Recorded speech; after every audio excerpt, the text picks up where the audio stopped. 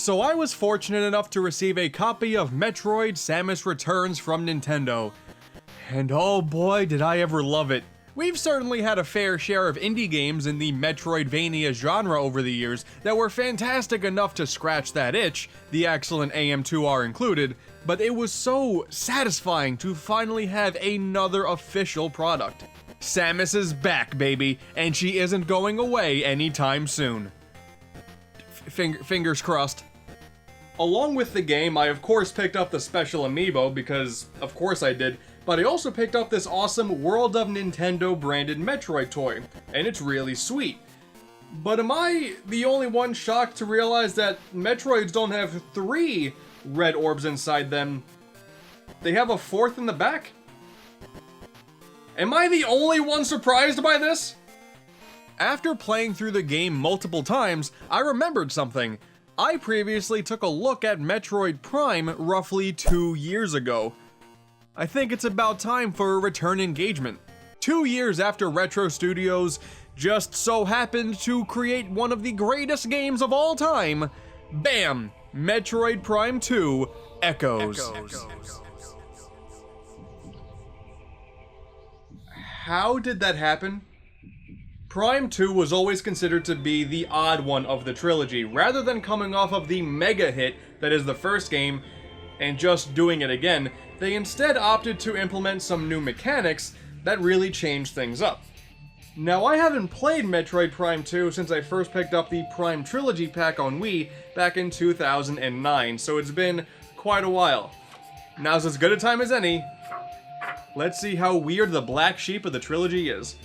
The setting this time around is on the planet Aether, currently corrupt with an overabundance of Phazon that split the planet's pure energy in half, creating an alternate dimension of Dark Aether. And this Dark Aether became the home of the Ing, dark creatures with the intent of destroying Aether's inhabitants, the Luminoth. And yeah, they certainly succeeded at that. The Ing also got their dark claws, I guess, on the Galactic Federation Marines as well. You all remember the Galactic Federation, right? I'm sure many of you would like to forget. And that's where Samus enters the party. A severe storm causes her ship to crash land onto the planet, but hey, you know what? She doesn't care. She needed a place to park anyway. It's all good. While exploring, she comes across many deceased Marines. Except, no they're not! Out of nowhere, they spring back to life and start attacking. Zombies, huh? After these Marines die a second time, Samus runs into an evil doppelganger, Dark Samus, who jumps through a portal and the normal Samus follows. But the atmosphere of the environment starts attacking and stunning her, while a horde of Ing manage to steal the weapons from her suit. I'm not really sure how that works, but I guess Samus had to start from scratch somehow. Eventually, she runs into Umos, the last remaining sentinel of the Luminoth race, who requests that she retrieve all of the stolen planetary energy, and here is where the game truly begins. Alright, well the plot checks out. You're saving an alien race from near extinction. That is a very sizable goal. Only Samus is up to the task. Why were there zombies though? From here on out, you are up to your own devices, and if you played the first Prime game before this, you kinda know how this works. You explore, you find items to help you explore, and you rinse and repeat until the end. Aether has 4 main areas to explore. The Temple Grounds, which is mostly just a means to get to the other 3 areas, the rocky Aegon Wastes, the murky wetland of Torvis Bog, and the mechanized Sanctuary Fortress. Each area also has a dark equivalent, which you can access by heading into special portals. The level layouts in Dark Aether are generally the same in each location, and also, the area is poisonous outside of these light sections. Oh goody.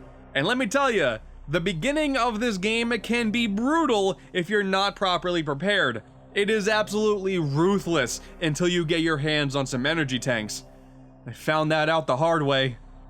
The whole light world, dark world thing certainly has a lot of Link to the Past vibes going on here, and puzzles also affect both sides of the world, which is really cool.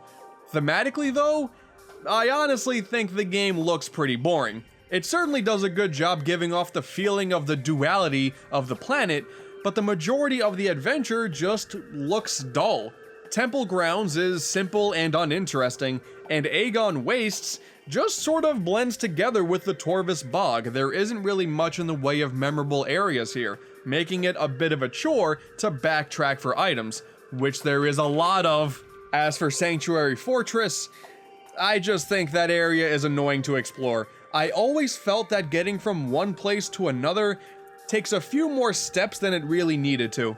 I guess if you really love the gloomy feeling of the worlds, you'll have less of a problem getting lost and roaming around, but personally, I'll take Prime 1 any day of the week.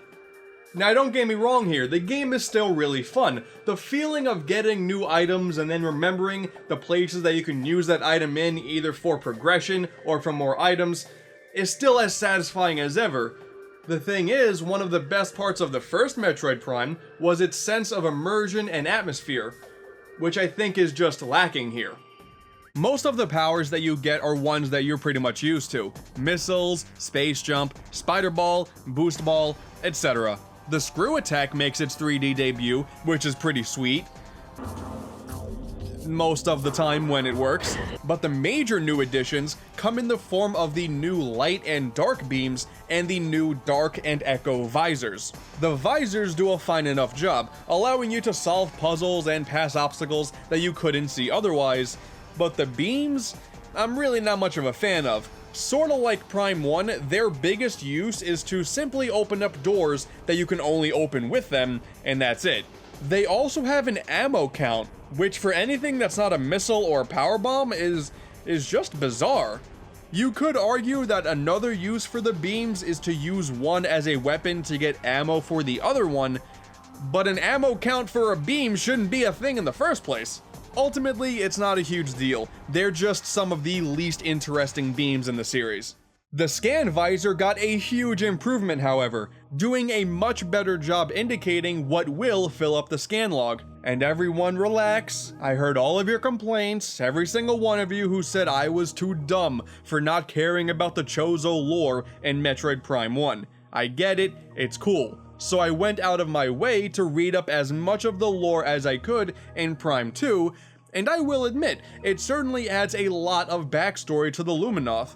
Very frequently you get to read up on the last words of these now dead creatures, and that's pretty cool. It adds a lot of power to the harm that the Ing are doing to the planet.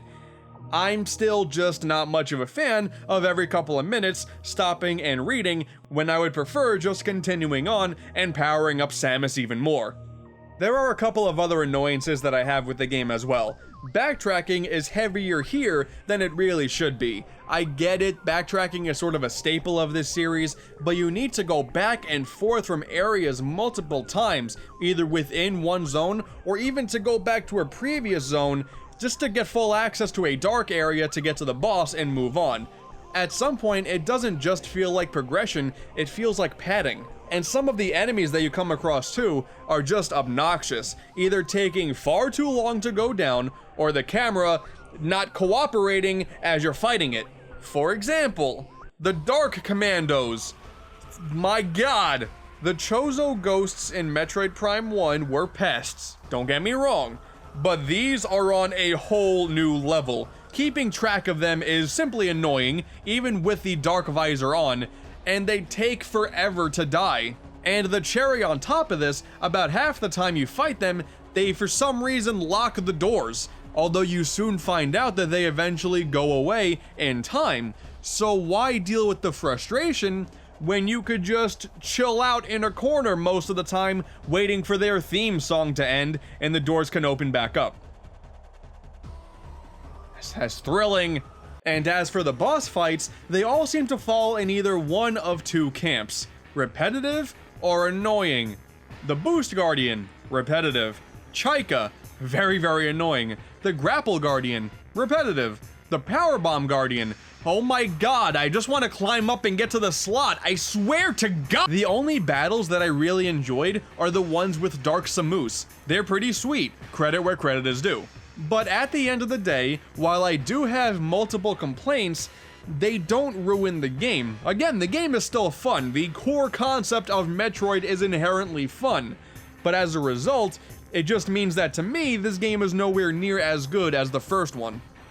What's kind of interesting is that Metroid Prime 2 is actually kind of divisive in the fan base. Some people think that this is the best game in the trilogy, and that's kind of neat.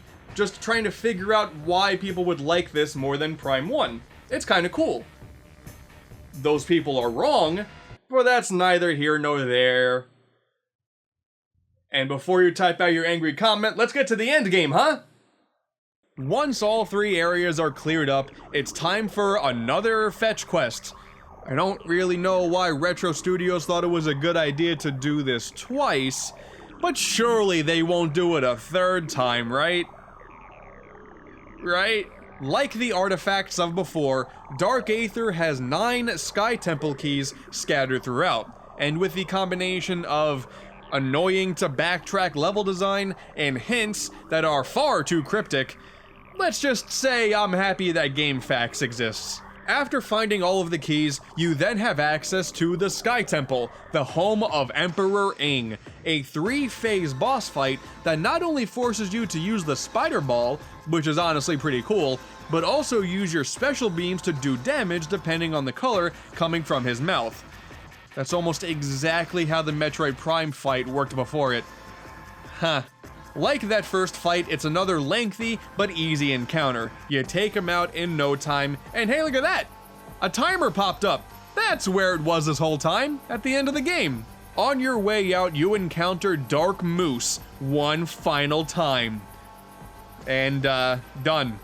It's honestly one of the easiest fights in the game, but I guess it's for the best given you need to get out of here real soon or we're all gonna die! But Dark Moose was starting to look pretty rough. Surely this is the last time we're ever gonna see it, right? Wink wink nudge nudge.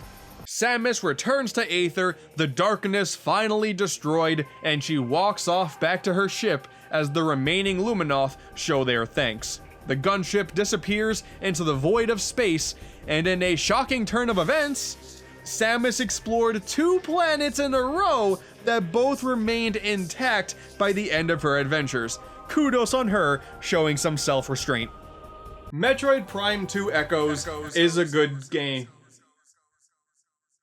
It's not as good as the first in my opinion, but it's still pretty good. How did that happen again? The atmosphere here is still top-notch, even if the environments themselves are kinda lacking. But once again, the core concept of Metroid gameplay is still fun and satisfying. So while it may have some annoying moments here and there, like the Dark Commandos, oh my god, will you please just go away? It's nothing truly game-breaking.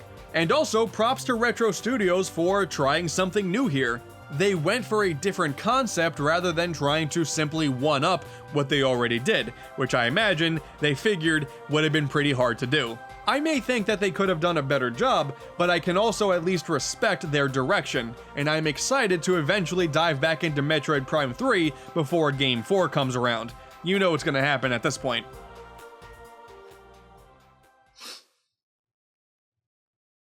Oh, that's right, the game has multiplayer too!